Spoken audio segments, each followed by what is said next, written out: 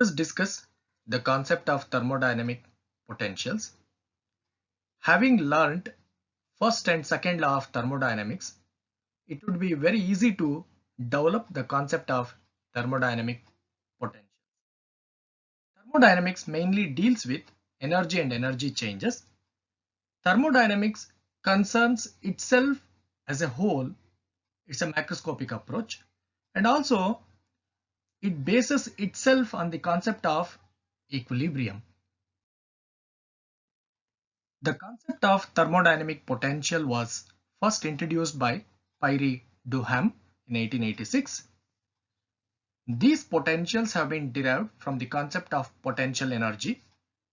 More accurately, thermodynamic potential energy. One should not get confused with electric potential energy, where electric potential energy arises due to interaction between charged particles, the interaction force between charges. While dealing with thermodynamic system, we neglect the intermolecular forces which are established. And these thermodynamic potentials are scalar quantities which represent thermodynamic property of a system. And these potentials deal mainly with work or capacity to do work, whether it is a mechanical work or non-mechanical work or heat added or heat released from a thermodynamic system. Technically speaking, these thermodynamic potentials are state functions. For example, if internal energy is a function of pressure and volume, then it is called as a state function, together with corresponding equation of state. For example, PV is equal to nRT is an equation of state for ideal gas, which describe equilibrium behavior of a system as a function of natural variables or thermodynamic variables or thermodynamic coordinates like pressure, volume, entropy, etc. These are the set of variables allowed to estimate other state functions by partial differentiation of a thermodynamic potentials, or they can be represented by exact differentials. Let us consider intensive and extensive properties. Extensive property. The name itself suggests which depend on extent of a system. These are additive and also capacity factors. Example, mass, volume, entropy, etc. These are also known as extensive variables. For example, if I add 1 kg of substance to another 1 kg of substance, the total mass of a substance will become 2 kg. That is, its property is enhanced. Consider intensive property. The name indicates these are related to intensity. These are not additive. Example, temperature, pressure, etc. These are also called as intensive variables. For example, if you take 1 kg of water at 100 degrees centigrade and mix that with another 1 kg of water at 40 degrees centigrade, then the temperature will not be 140 degree centigrade. That's why temperature is an intensive property. These conjugate pair of intensive variable and extensive variable which appear in thermodynamic potential. That's why the intensive and extensive properties of a thermodynamic system play a vital role in discussing thermodynamic state functions. Consider thermodynamic potential and formulas. Let us take up this table. One main thermodynamic potential that has a physical interpretation is the internal energy, and it is the configuration of a given thermodynamic system of conservative forces. That's why they are called as potentials. Here, which depends on initial and final value, it is independent of path taken. The internal energy is given by U equals Q minus P into V. It includes both capacity to do mechanical work and capacity to release heat, and it's a function of both intensive as well as the extensive variable. The remaining thermodynamic potentials are established on the basis of this fundamental thermodynamic potential via legendary transformations. where enthalpy H, which is given by H equals U plus PV, that is capacity to do non-mechanical work and capacity to release heat. Let us take up Helmholtz free energy F, which is equal to U minus T into S. It's also a function of both intensive as well as extensive variable, and which is capacity to do both mechanical as well as non-mechanical work. And finally we have Gibbs free energy G, which is given by U plus PV minus T into S, which is capacity to do non-mechanical work. These are the four fundamental thermodynamic potentials and the enthalpy, free energy and Gibbs free energy, which are established through Legendre transformations from the basis of internal energy potential function. In order to understand certain category of chemical and physico-chemical processes that are carried out, therefore it is desirable to establish or deduce conditions of equilibrium for these situations, whether it may happen at constant temperature and pressure or constant temperature and volume. Using thermodynamic potentials, if you want to understand the thermodynamic property of a system, then some of the thermodynamic variables or natural variables must remain constant or kept constant. In case of internal energy, the entropy and volume must remain constant. In case of enthalpy, the entropy and pressure must remain constant. If you consider Helmholtz free energy, temperature and volume must remain constant. In case of Gibbs free energy, the temperature and pressure must remain constant. Therefore, it is desirable to deduce the conditions of equilibrium for these situations. It is desirable to deduce the conditions of equilibrium for these situations. Now let us consider this table. Here we have the thermodynamic fundamental equations. Let us consider the first thermodynamic potential or the entropy fundamental equation. S is a function of internal energy volume and N, where N is the number of particles related to molecular weight. Let us assume in all thermodynamic conditions, if N kept constant, that means delta N is 0. In case of entropy, if internal energy and volume is kept constant, then this entropy tends to be maximum. Even for an isolated system or for a reversible system, delta S is 0.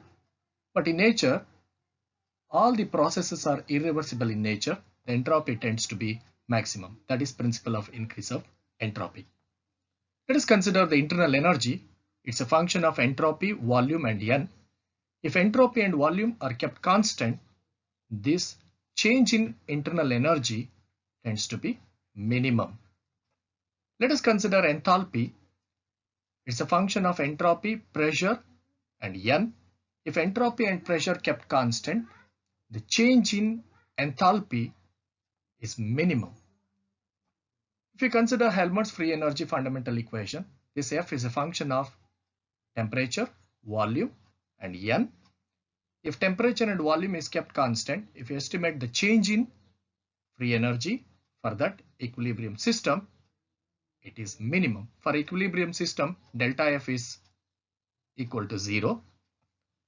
And if you consider Gibbs free energy for a thermodynamic system, if temperature and pressure held constant, then the Gibbs free energy tends to be minimum. These are the four desirable conditions of equilibrium for any thermodynamic system, where entropy tends to be maximum and the remaining conditions approaches minimum. Having learnt about the formulation of thermodynamic potentials, let us discuss Maxwell's relations. These were first derived by a theoretical physicist, James Clerk Maxwell. These are based on second order partial derivative of a thermodynamic potential with respect to natural variables representing a thermodynamic system. Temperature T and entropy S are thermal natural variables, whereas pressure P and volume V are mechanical natural variables. These are conjugate pairs and mixture of both extensive as well as intensive properties. These Maxwell's relations can be established by the application of Euler's reciprocity relation to the thermodynamic potentials, which are represented by partial differential equations. Now let us consider thermodynamic potentials or state functions for internal energy U, enthalpy H, Helmholtz free energy F, and Gibbs free energy G, which are given by exact differential equations. For internal energy, the change in internal energy is given by du equals T into ds minus V into dV. For enthalpy, the change in enthalpy dH equals T into ds plus V into dP. For Helmholtz free energy, the change in free energy dF equals minus P into dV minus S into dt. For Gibbs free energy, the change in Gibbs free energy dG equals V into dP minus S into dt. These should be in the form of exact differential equations of the form for a function given by f equals f of xy, where x and y are independent variables. Then the exact differential form of this function f is given by df equals m into dx plus n into dy. Then by the application of Euler's reciprocity relation, we have delta m by delta y at x constant equals delta n by delta x treating y as constant. Establish Maxwell's relations from Euler's reciprocity relations. Let us consider the first internal energy state function du equals T into ds minus P into dV. Then from Euler's reciprocity relation, we can write down delta T by delta V at constant S equals minus delta P by delta S at constant V. Let us consider enthalpy state function dH equals T into ds plus V into dP. Then we have delta T by delta P at constant S equals delta V by delta S at constant P. Now let us consider the Helmholtz free energy state function dF equals minus P into dV minus S into dt. Then from reciprocity relation, delta P by delta T at constant V equals delta S by delta V at constant T. Let us consider the Gibbs free energy state function dG equals V into dP minus S into dt. Then we can write down delta V by delta T at constant P equals minus delta S by delta P at constant T. And these relations are known as well-known Maxwell's relations. These are very useful in deducing a number of thermodynamic relationships for a thermodynamic system, and this has numerous applications to understand various thermodynamic processes are concerned. Having established Maxwell's relations, now let us discuss applications of Maxwell's relations. These Maxwell's relations play a very important role in understanding thermodynamic property of a system. Now let us consider the derivation of Clausius-Clapeyron latent heat equation from Maxwell relation. The Clausius-Clapeyron latent heat equation is given by dP by dt equals L divided by T into V2 minus V1, where L is latent heat or specific latent heat, T temperature, V2 minus V1 change in volume, that's equal to dV, that means during phase transition, dP pressure change, where dt equals change in temperature. And this Clausius-Clapeyron equation, it's a way of finding latent heat of vaporization, and from this we can understand how much energy is required during phase transition and how it can be derived from Maxwell relation. Then let us consider this Maxwell relation. Delta P divided by delta T at constant V equals delta S divided by delta V at constant T. Multiply this Maxwell relation by temperature T on both sides. We get T into delta P divided by delta T at constant V equals T into delta S divided by delta V at constant T. According to second law of thermodynamics, the quantity T into delta S equals delta Q, that is heat liberated or absorbed. Therefore, here we can replace T into delta S by quantity dQ. Then we have T into delta P divided by delta T at constant V equals delta Q divided by delta V at constant T. Or by rewriting this equation, we have delta P divided by delta T at constant V equals 1 divided by T multiplied by delta Q divided by delta V at constant T. Let us consider the heat absorbed during phase transition at constant temperature, that is dQ. That is nothing but the quantity of heat required to change phase at a constant temperature. Therefore, dQ equals latent heat L. Then equation 2 will be delta P divided by delta T equals L divided by T into V2 minus V1. This is nothing but Clausius-Clapeyron latent heat equation. Let us consider one more application of Maxwell's relations. Those are TdS equations.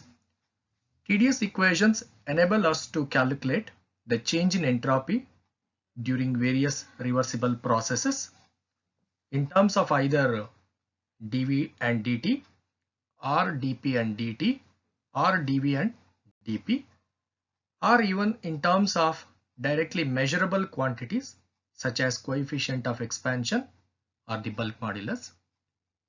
Let us consider the first TdS equation, which is given by T into ds equals Cv into dt plus T into delta P divided by delta V into dV. Now let us consider this Maxwellian relation from where we can establish the first TdS equation. Let us consider this. Delta P by delta T at constant V equals delta S divided by delta V at constant T. In order to establish TdS equation, let us consider the entropy as a function of temperature and volume. S is a function of T and V. Take the total differentiation of equation 1. Then we have ds equals delta S divided by delta V at constant T into dV plus delta S divided by delta T at constant V into dt, and multiply this above equation by temperature T. Then we have T into ds equals T into delta S divided by delta V at constant T into dV plus T into delta S divided by delta T at constant V into dt. Let us consider the quantity T into delta S, which is equal to dQ, that is from second law of thermodynamics, that is nothing but heat absorbed or heat liberated. Now we can replace delta Q equals T into delta S. Then we have T into ds equals T into delta S divided by delta V at T into dV plus dQ divided by delta T at constant V into dt. And from the Maxwell equation, we have delta S divided by delta V at constant T, which is equal to delta P divided by delta T at constant V, and the quantity delta Q divided by delta T at constant V, that is nothing but the quantity of heat required to rise temperature by dt at constant volume, that is nothing but specific heat at constant volume, that is given by Cv. Let us consider equation 4, equation 5 and equation 6 and put all these equations in equation 3. Then we have T into ds equals Cv into dt plus delta P divided by delta T at constant V into dV. This is the first TdS equation. Let us take another application of Maxwell relation. Let us consider the derivation of second TdS equation from Maxwell relation. Let us consider second TdS equation. T into ds equals Cp into dt minus T into delta V by delta T at constant pressure into dP, where Cp is specific heat at constant pressure. Now let us consider the Maxwell relation delta S divided by delta P at constant T equals minus delta V divided by delta T at constant P. Now let us consider this entropy function as a function of pressure and temperature, because if you look at the second TdS equation, here the temperature and pressure are variables. That's why one has to consider S as a function of pressure and temperature. Now take the total differentiation of equation 1. We have ds equals delta S divided by delta P at constant T into dP plus delta S divided by delta T at constant P into dt. Now multiply this above equation by temperature T on both sides. We get T into ds equals T into delta S divided by delta P at constant T into dP plus delta S divided by delta T at constant P into dt. Then from second law of thermodynamics, the quantity T into delta S, which is equal to dQ, that is heat absorbed or liberated. Then we have the equation T into ds equals T into delta S divided by delta P at constant T into dP plus delta Q divided by delta T at constant P into dt. Then let us consider the Maxwell relation delta S divided by delta P at constant T, which is equal to minus delta V divided by delta T at constant P, and look at the quantity delta Q divided by delta T at constant P, that is nothing but the quantity of heat required to rise the temperature dt at a constant pressure, that is nothing but specific heat at constant pressure, therefore which is equal to Cp.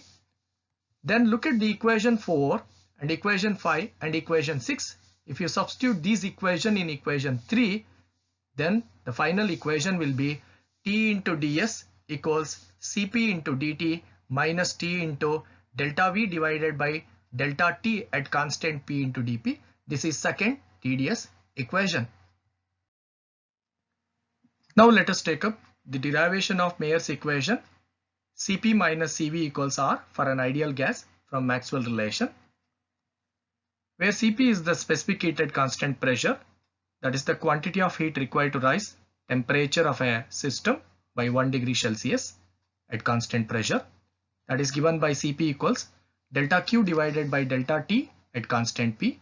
Then from second law of thermodynamics, dQ is given by T into delta S, then Cp will be T into delta S divided by delta T at constant P, and where Cv is the specific heat at constant volume, that is the quantity of heat required to rise temperature of a system by 1 degree Celsius at constant volume.